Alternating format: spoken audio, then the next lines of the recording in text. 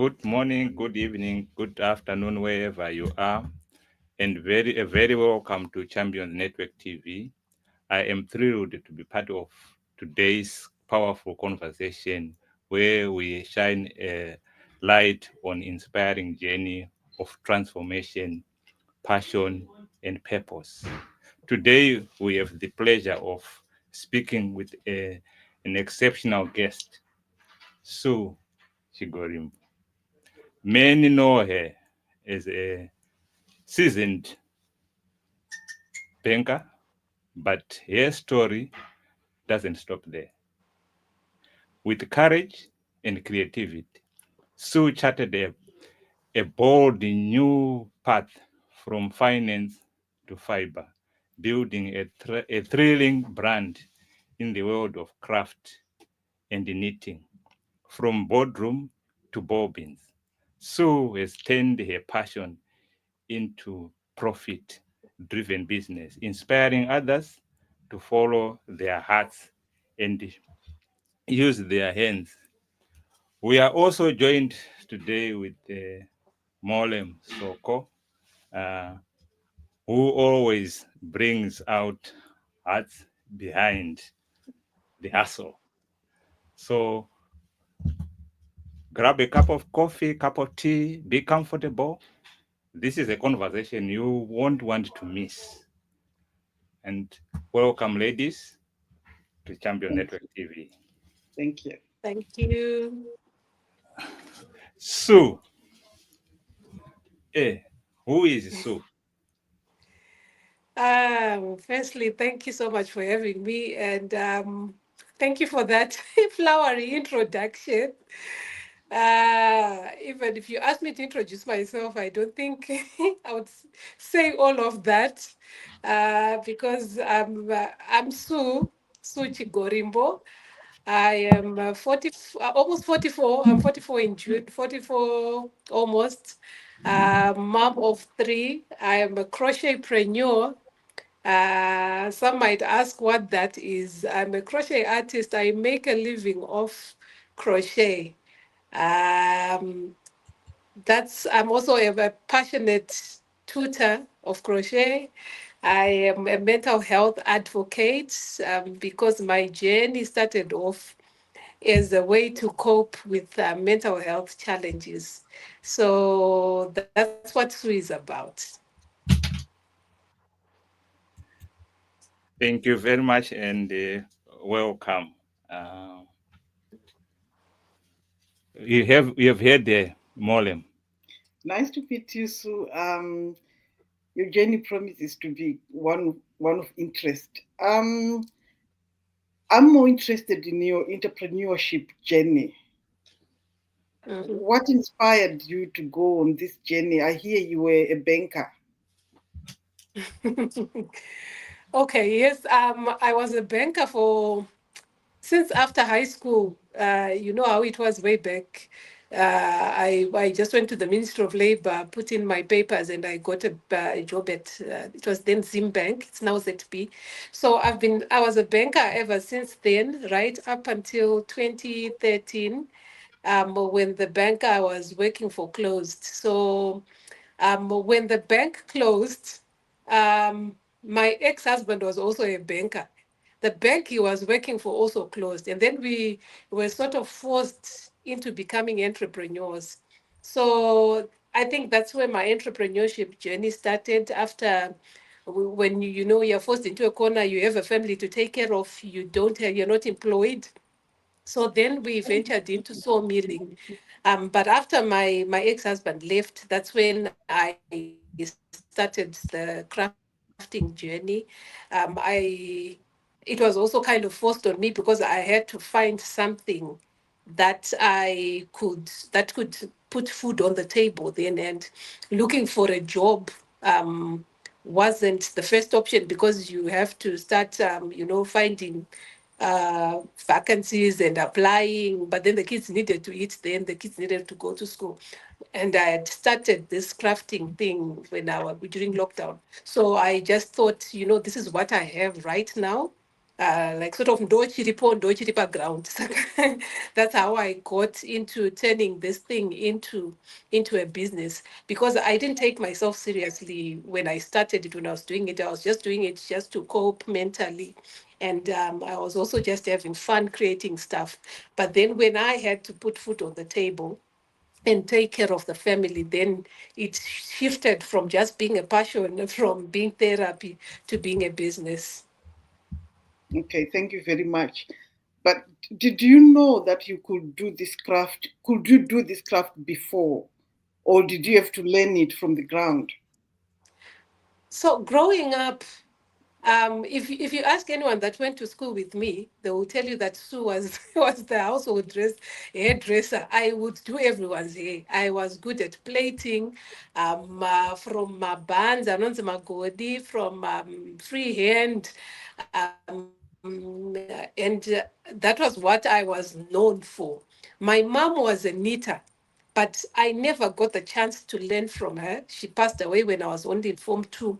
So when I started, um, even if I look back now, each time I create something, I look at my hands and I'm like, are these the same hands that I had for the past 43 years? How am I creating this stuff? Because I never went to school for it. It's self-taught. When I started knitting, the first thing that I made it was a headband for my daughter. I just bought knitting needles and yarn. So you know how in primary school back then we would be taught, maybe for home economics you'd be taught maybe the basic stitches. So I knew the basic stitches. So I just kind of focused on that and started making stuff, started making the smallest things for my daughter, a headband. Then I would try out something else. And then I discovered that on YouTube there was, a whole mine of tutorials. So I would go to YouTube and I would just follow through and make baby stuff, because I'm not a very patient person. So I started off just using YouTube. But then eventually, um, I've moved to that point where I don't need tutorials. I don't need written patterns. I just kind of picture something and design in my head, and I draw stuff. I start to visualize how can I do, so turning concept into a real product. So this was entirely self-taught. Wow. And what was it, the transformation from the finance into a thriving business in craft? And how did the community take it? Wow, the community, it was when I started, because I was doing it when I was still married. So I was trying to cope with my personal problems and I was knitting a lot. My sons hated it so much because I would go to school and be in the parking lot and knitting away. I would go for sport. I would have my knitting needles and no makisa, mom. But I would just go on because it was a coping mechanism. But then some of the parents would be so fascinated, like, so how are you doing this? Can you make this for me? But with family and close friends, people were not taking it well, because when I started posting my work and really taking it seriously, I would get comments like, "Asinakufita, why don't you get a job? Zvemadhoiri." It's something that's looked down upon. So people were not keen on me, and people had always viewed me as being a smart person. No, you can't be doing this. So you were smart. I remember someone commenting on my Facebook that Sue was the one who would get the first position, in primary school. Hapana ikunda Sue. So how is it that you're doing this now? Does it pay? And people would be offering me. I remember a friend calling and telling me there's a vacancy with such a bank. Give me your CV. And when I asked how much I was going to be getting, the figure that that person said, I said, no, thank you. And they were like, but so why are you turning your back on this? This is secure, it's a job. And I told that person that I can make that much in a week. So at first, community wasn't keen on me being a crochetpreneur until I started getting publicity in newspapers. You know, that's how people are. When I started getting publicity in newspapers, when they were seeing pictures of me with maybe a minister or something, that's when people really started taking me seriously. And then on to the transition from the professional world to being, especially from being a banker. You know, you're used to working a certain number of hours. You start work at 8, you finish at 5. Um, so the transition to working 24 hours a day now, because when you're an entrepreneur, you open 24 hours a day, especially with my line of work, because if I have a deadline to catch, if I've got orders, like today, as soon as I leave this interview, I've got orders that I need to deliver tomorrow that I haven't completed, that I have to work on. So if it means I sleep at 2 a.m., I have to do that. But also because it's something that I'm passionate about, it doesn't feel like a job. That's the main difference. When you're at work, you're being pushed by someone, by your boss to, to meet deadlines. But when it's something that you're doing for yourself, and for me also because I feel like this is my purpose, it doesn't feel like a job at all. Sometimes I just realize it's already 9 p.m. Oh, it's already, and I've been working since 6 a.m. So that's the main transition of the working hours and also self motivation, because you have to self motivate. Sometimes you're feeling tired, you've been working, but you know what you want to achieve. You want to meet orders, you want to perfect your skill, and you want to continue to give a good product to your clients. And also you want to grow this business and possibly leave a legacy for your kids. So that's the main difference, the transition from working in an office and having a boss to push you, and being the boss pushing yourself. Thank you so much. And now, time to tell us and our viewers, what is it you make? And do you make just that one product? And what's your brand name? Because I'm sure people are dying to know how to get your brand. So when I started off, because the moment I discovered that I was creatively gifted, I was all over the place. I was making so many things. So initially I started off knitting, and I would make baby stuff. Then I sort of discovered, in fact, I started off with bottle crafts. I would upcycle empty whiskey bottles, empty wine bottles, and make them beautiful decor pieces. And then I started in knitting. And then I moved on from knitting. I discovered I could work with rope. So I would make baskets, I would make placemats. Then I realized I could make bags from ropes, so I would make rope bags. Then someone kept asking me, so why don't you try crochet? And I used to think crochet wasn't as neat as knitting, because all the crochet knitting pieces that I would come across were not, they didn't look that neat. So I wasn't keen. Then one day, I just thought, why not try? So I tried. I went on YouTube and I found a tutorial that I seemed to be able to follow, because unfortunately, for bag making, crochet bag making, it's very big with Russians and Ukrainians. So you find that they when they upload their videos, they're not in English, and most of them don't have subtitles. So if you really want to learn, you have to follow how they are doing it. So really have to be patient. So I just managed to follow one video, and I made a bag, and it came out really beautifully. And I posted it on Twitter. And instantly it got a customer. I sent it to Shavani. That was my first crochet order of bags. And there's a friend that had kept telling me, so you need to narrow it down. You're doing too much. But I thought, no, I want to do everything. Because you go on the internet, you go on Pinterest, there's so much there. You go on Instagram, there's so much. You go on YouTube, at one time, I even wanted to try out making coffee tables using used tires because all looked so easy, and I knew I was good with my hands. But then I narrowed it down to bags, to just crochet bags. Then I started making crochet bags. So I specialize in crochet bags. Of course, sometimes I get excited when I see something. Like recently I saw a golf cap tutorial, and I thought, why not? And I made one, and I started getting orders. And I have told myself I'm specializing in bags, but I specialize in bags. My brand used to be Crafts by Sue, but now it's by Mapara Handmade Crafts. Because each time people would buy stuff for me, they would ask me, "Tupo wako chi, titende," I love my bag, and I'll be, "Oh, and era Mara, I'm Mampala, I'm Mapara." So, oh, thank you so much. I've got a bag by Mapara. So I I shifted, I changed my brand name to by Mapara Handmade Crafts. And I'm mostly, I don't have a physical shop. I, I have a qualification in e-commerce.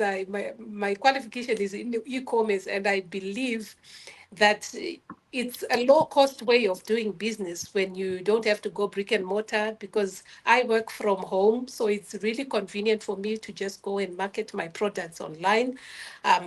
So I market my products online, and I get my orders. Then I just manage the distribution of how people can collect and have the orders delivered.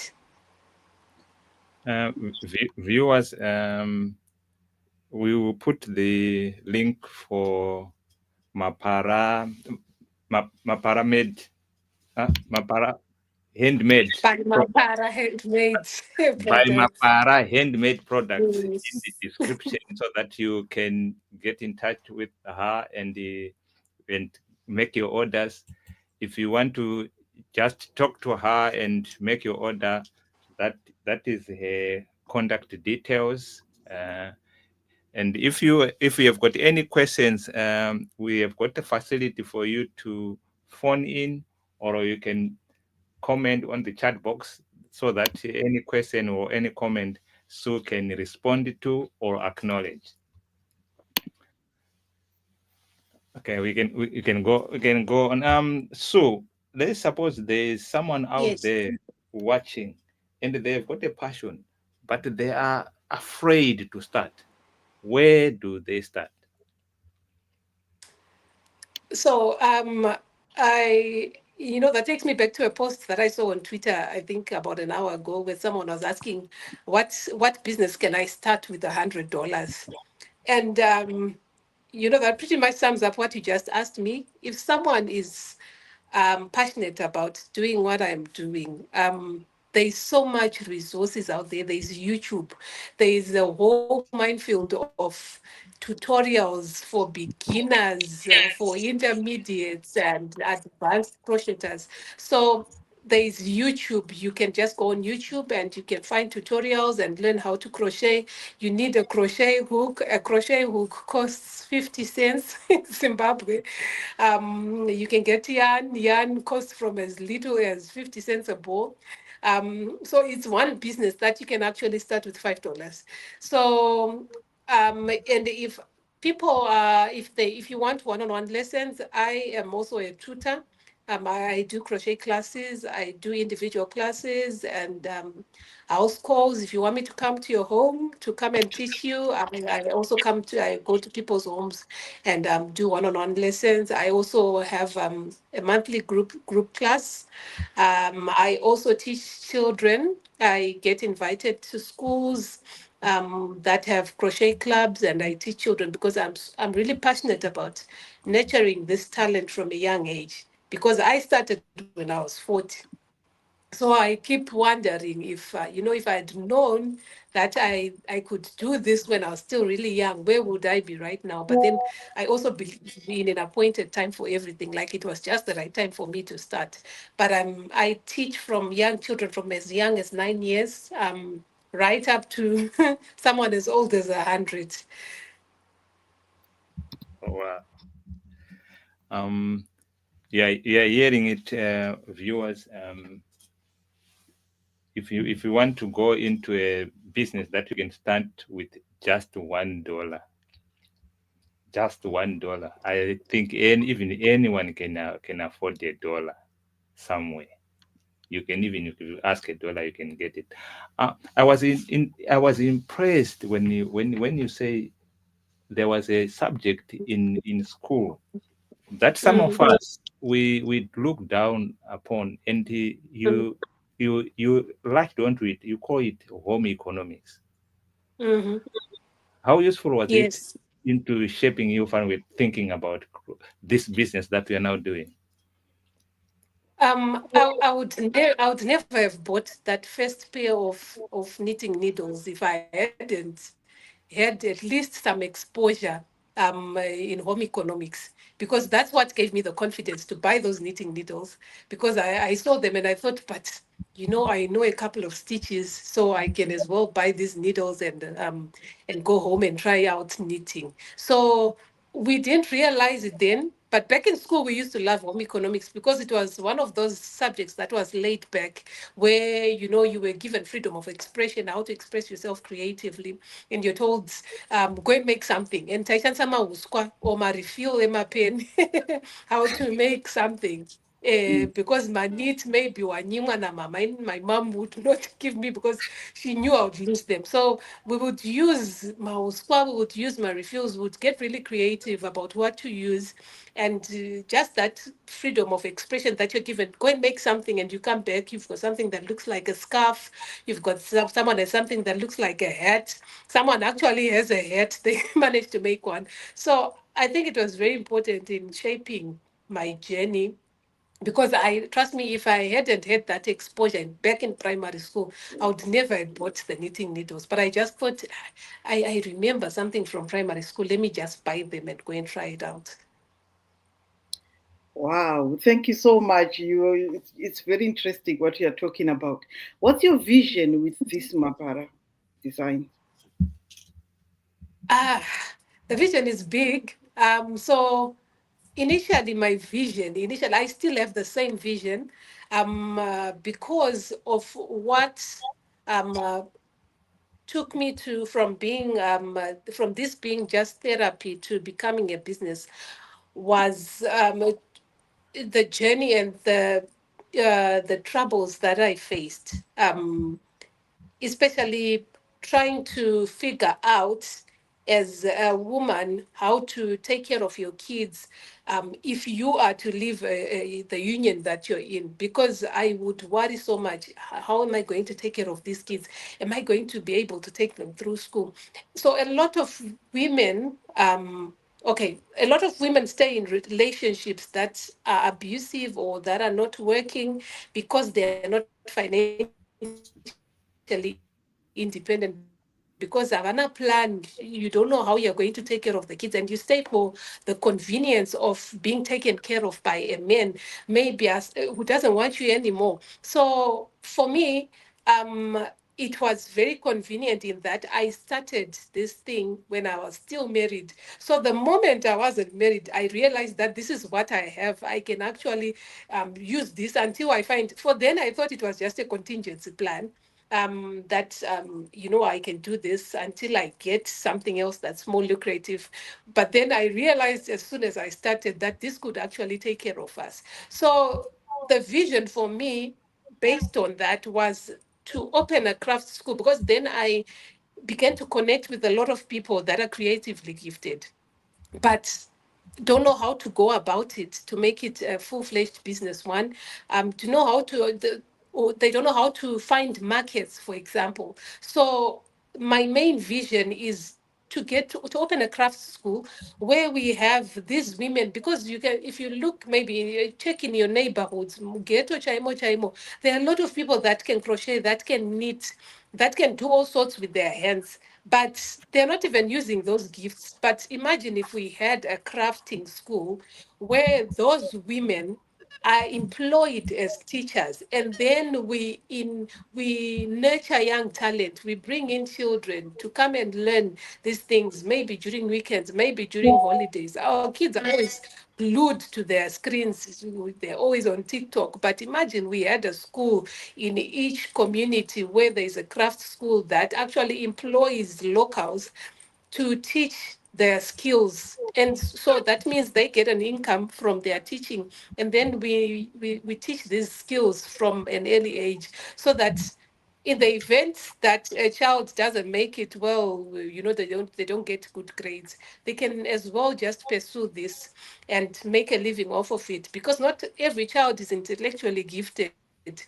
Some children are really good with their hands. And also, but I really wanted this idea of a craft school to work so that we could move away from this perception that, 8 to 5s are the only option. Every child is being pushed to be a doctor, to be a lawyer, and we look down upon trades such as plumbing, such as crocheting, because I get a lot of people that know yeah, Shema Dwayne is not on board, but and there's also that whole thing where people doubt how our mothers made that much money through crocheting back then, and they come up with all those theories. We don't think they were going to sell their crochet wares. You can't make that much money to actually buy a house. So I want to establish a crafting school where we employ the ordinary person that's really good with their hands, and we nurture talent from a young age, and we also empower the youth so that they actually have a plan and they are not just stuck in life and they don't know what to do, when you can actually just sit at home and crochet away and make money off of it. So that's the main dream. The second one is just to get the brand international. I export already as it is. I've worked with Simtrade. I was part of their next She Exporter program where they get you to be export ready. They see that you've got a good product that is worthy of export, and then they just take you through certain modules to get you to be export ready. So I've worked with them, and I've been exporting, but I want to do it on a larger scale, and also to work with government to make it to make it feasible and reachable to even someone ari kudzivara sekwa, to be able to export their good, because you really have to be street savvy and to know to have a lot of connections and know how to maneuver for you to be able to just to export, because sometimes someone doesn't know the shipping partners that we have. So a lot of people are really good with their hands, but they don't know how to get their product out there. So I want my product to go international, and the brand to be international, and so that I give hope to the most ordinary of people that it can be done, that you can start with what you have and where you are, because a lot of people overthink when they want to start a business. Maria start wotanga ukumbira hama and they think maybe $1,000+ is what they need to start a business, and yet you can just start with $10. Instead of buying pizza, you go and buy your material to start crocheting. So that's the dream, to go global and to have a crafts. And, Wow. and I think you'll be one of our first exhibitors at the Made in Africa Expo, which will be coming soon. Yes, yes, definitely. And You wanted to say something, Molly? I was going to say, so to our listeners, if they want to order, wherever they are, they can order and you can send. Yes, definitely I can send.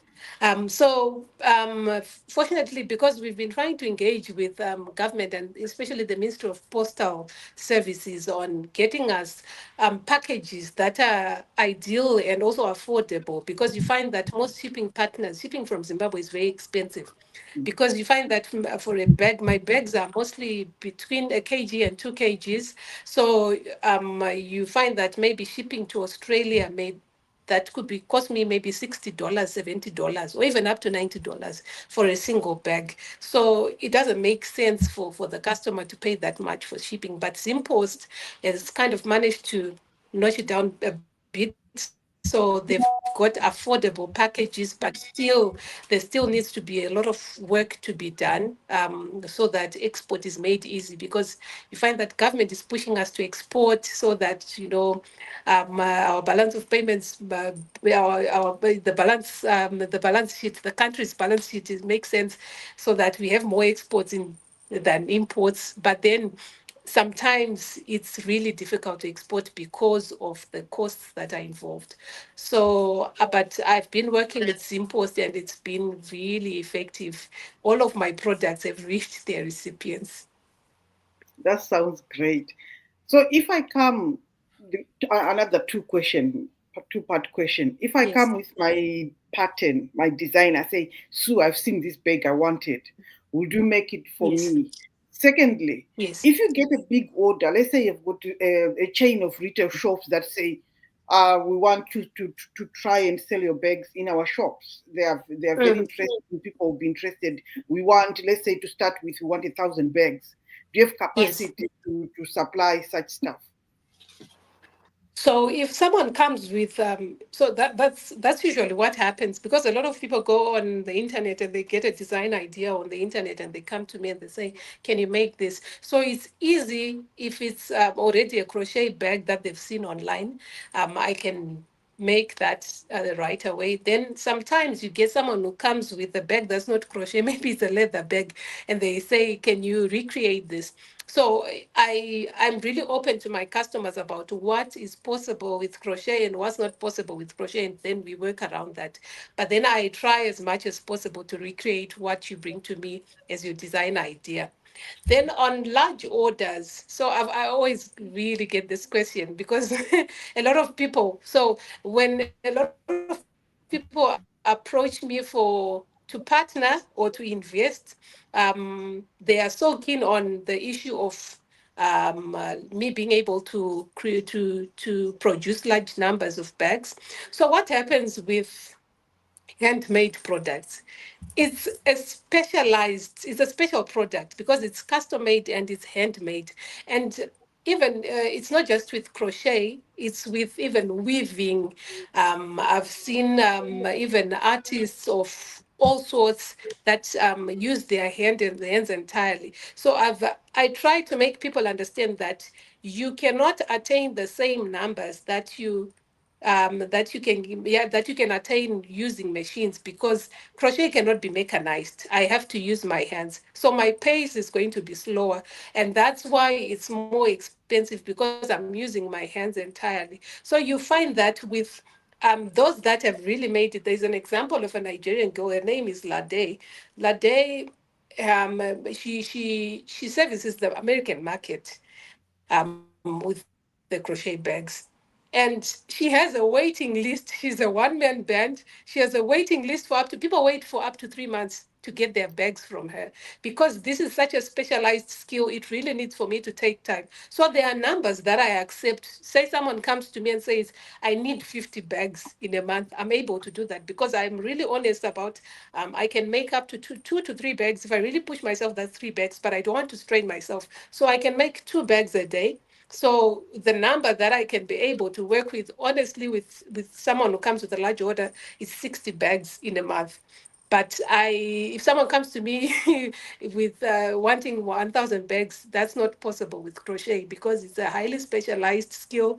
It takes time and it takes a lot of skill just to be able to come up with a piece. And I think that's where your vision for a crochet school in every Yes, community, so that maybe you might then begin to outsource and can then begin yes, the capacity um to yes. to Yes, order. because the concept of the school was also for us to have like Gyros Diri does. I was based in Mutare. They have a shop where they sell the wares that are made by their students. So once we have these craft schools in communities, then we are able to have a large number of products to be able to be available on the market, because you can't attain that with one person. That's impossible. Okay, that's great. How are you marketing your wares? Is it just by word of mouth, or Do you advertise? I've How are you marketing? So I've managed to really leverage on the advantages of having social media. Um, I am very visible on social media. I market a lot on social media. So each time I create a piece, I post it on my platforms. I post on TikTok. I post on Twitter. I post on Facebook and on Instagram. So that has really it has been amazing for me, especially with Twitter, because I find that Twitter has a really supportive community in terms of leads. I definitely know if I post something on Twitter, I get 20 likes, I get 3 bookmarks. I know definitely those 3 bookmarks are going to be leads because someone is going to just bookmark and say, no, yeah, I might need this. So Twitter has been very supportive. I think TikTok is also following closely. Facebook, a lot of people will resort to ads, to paid ads. I've never used them. I don't even need to use paid ads. So on Facebook, because you find that it's mostly your friends and your relatives, and they'll just come in and say, "Oh, so this is really nice work. You're talented," and they really buy. So I like to use Twitter a lot. I like to use TikTok a lot because I get a lot of leads there. So it's just been leveraging on social media, trying to get my work out there. And it is my work has has been spread all over the world. People get to see my work from all over. I get orders from the most unexpected countries, just by advertising on social media. Mm. Sounds Let's give Umbama. You just needed to give one question. He has been in the back room for, I think, I don't know how long. Um, Umba, I if we have got any burning question, we have got 5 minutes. Then you'll be out. no, I don't have a burning question as per se. Um, my my issue is on the marketing protocols relating to the business. Because if it's a business, we have to start thinking about how do you monetize it at a big level. Are we localized to the Mutare market, or are we on the international market? If we are on the international market, do we have a website? If we have a website, what's the story with in terms of Google Analytics and so on and so on? That's what I'm thinking. That's all.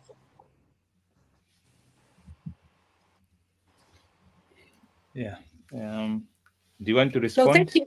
Yes, thank you, Humba. I understand. I really understand your perspective on the traditional methods of marketing.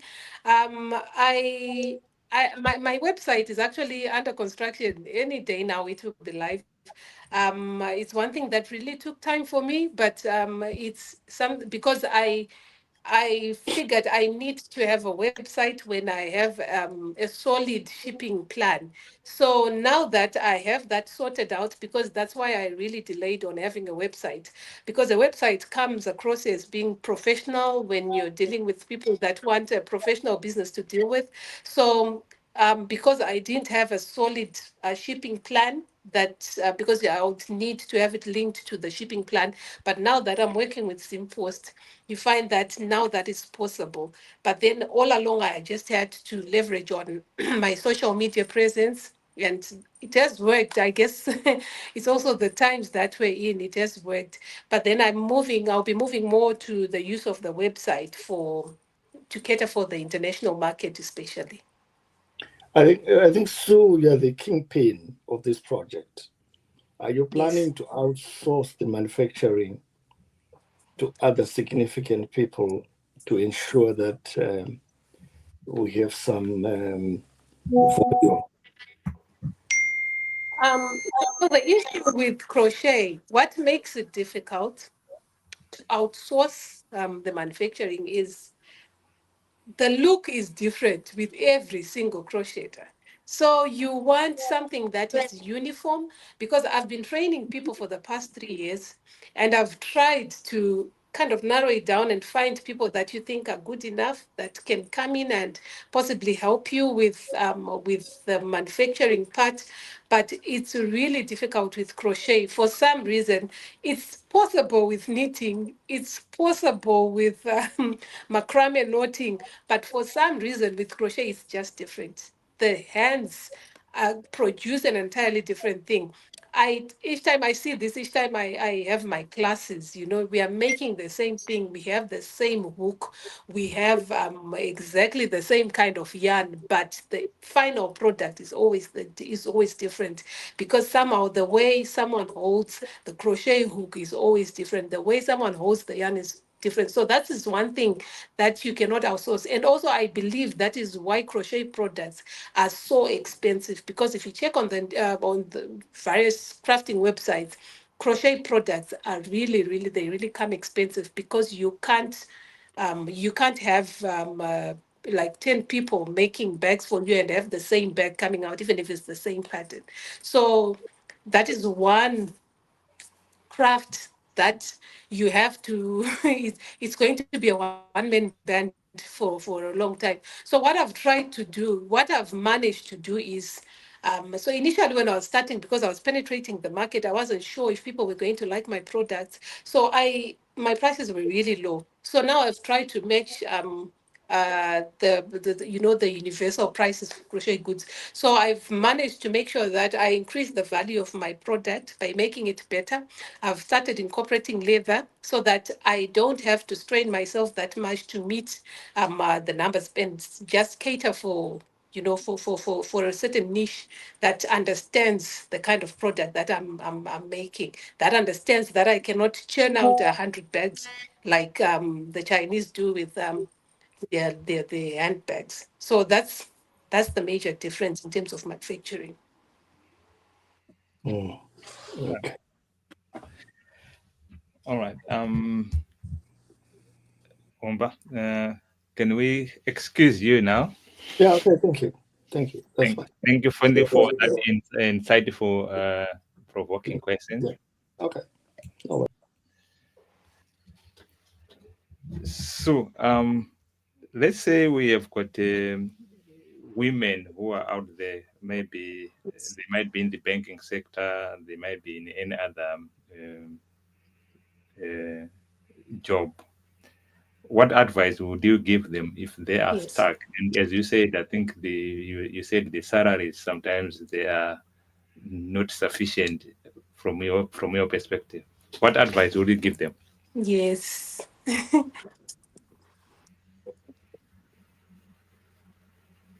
Um, in life, you just have to be bold about some things, because a lot of people stay in their jobs for the convenience of, medical aid or funeral policy contributions and so on. And yet you are actually funding your going to work. So it just needs you, it's a mindset thing. You need to be bold enough to know when to leave, and especially if it's to do with something. It's always easy when you're doing something that you love. So find something that you love doing, and start doing it while you're at work, and doing it maybe in the after hours. Maybe if it's baking, if it's knitting, just try it out, and then try selling your idea and see if you get a market, because it's also really dangerous to just jump from your job and say, now I'm baking, now I'm crocheting. You really need to think it through. For me, I was forced into it. But if you're someone that's at work, you really need to think it through. Start off as a hustle, a side hustle that you're doing after work, and then see how it goes. But you need to be bold enough to know that you don't really need that much. Start where you are with what you have. Molem, do you want to add anything? As one of our interviewees, we offer you an opportunity to register your business and sell your wares on madeinafrica.co, one of our marketplaces where you can register and sell your wares to internationally Yes. with the appropriate name Made in Africa, because we are trying to promote um, African stuff that's made by Africans. Okay. because we've got a lot of talent in Africa. We've got people who make a lot Yes, of stuff, definitely. but the marketing side of it, especially internationally, we are still struggling. So Yeah, we need yeah. more people to be seen. That's why we created a marketplace where you can register and sell your wares. Yes. Thank you So so much. I we, appreciate it. yeah, that's all right. Yeah. Thank you so much, Sue. Um, now you've got an opportunity to say your final word. We have got people viewing on the online, and we have got people who are going to view this podcast. Uh, what message are you sending out to them?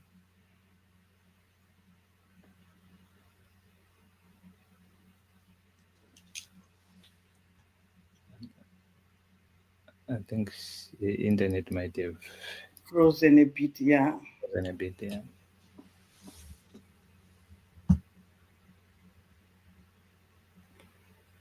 Yeah, I think the internet is Yeah, gone.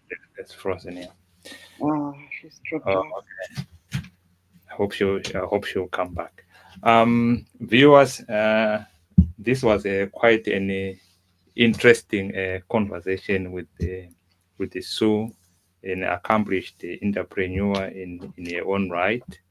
Uh, it was interesting when she started off to say actually that though it's a business, it's actually a therapeutic exercise as well. But she started it as a therapeutic exercise, and she then dipped down into. I think we have been talking about the education. Was it fit for purpose? And she found a subject which was looked down on, which is home economics, and from that, she managed to build this successful business. So from Champion Network TV, I think, uh, as we have always said, let's rethink our educational system. Uh, as we always say, our educational system seems to be rehearsed knowledge. And she mentioned about exposure, that when she got exposed, that when everything changed. Welcome back, Sue. Thank Uh, you. My network had dropped a bit. Okay. We have just given you an opportunity to give your final word to viewers and everybody who is going to watch you again. What message are you going to tell them about by Mapara? Sorry, can you Right. We are just giving you your final word to the viewers, and what message are you giving them about Made by Mapara? I think the internet is Not again. Ah, okay. it's I think you. dropping. It I keeps think dropping. she's still dropping, and I think she's quite an interesting guest, and I think that's why even her internet, Econet, betrayed her, and she moved to Net One, and the Net One is also betraying her again. Mm. Do you have any final word you want to say to our viewers, Molly? Um, just like she said, if you've got something you want to do, don't wait till tomorrow. Just do it. I think mindset let us down because, like she was saying, people were saying, zvemadoiri zvinoita here. We sort of look down on some things. Zvoti find kana kurima chaiko, we might look down. Kuti ndikabva ndaonekwa ndichirima here. You know, about what about my nails and all this. But tirikanganwa kuziva kuti eh, kushanda nemaoko kunobatsira, zvinotobhadhara, unotorarama nazvo. Saka usatarise kuti vanhu vari kundishora kuti ndiri kuumba hari, vanhu vari kundishora kuti ndiri kuruka majuzi. Ruka majuzi ako utorarama nazvo. And I think her vision of creating schools and the colleges, it's a noble it's a noble cause, and whoever will be watching and is willing to partner with her in making this a reality. I think she has explained that she wished to create a teaching institution about crochet, where where local people who will be teaching young kids the this art so that they can monetize these rare skills at a younger age. And I think it's a worthwhile uh, opportunity to invest in our own communities. um, Hope she will have our final when she's back again. I'm So back. I think because we are such a valuable contribution to this platform, that's why even the internet He's jealous. betray, betraying you. Um, I was just saying, I think your noble idea of creating teaching facilities within our communities and utilizing local uh, people who have got skills is quite a noble idea. So I was uh, making a call to say, can people who have got their finances that they can partner with you to make that a reality. But before you dropped off, I had given you an opportunity to give our viewers your final word before we close the broadcast. Oh, oh, nai. Yayafreeza futi. Yeah. Aiwa chipedzisai kana apinda katotaura naye kuback office. Okay, that's all right. Okay, so from me, from Champions Network TV, until we meet again with interesting conversation with the interesting guest, uh, good night and good evening to wherever you are. Thank you. Bye.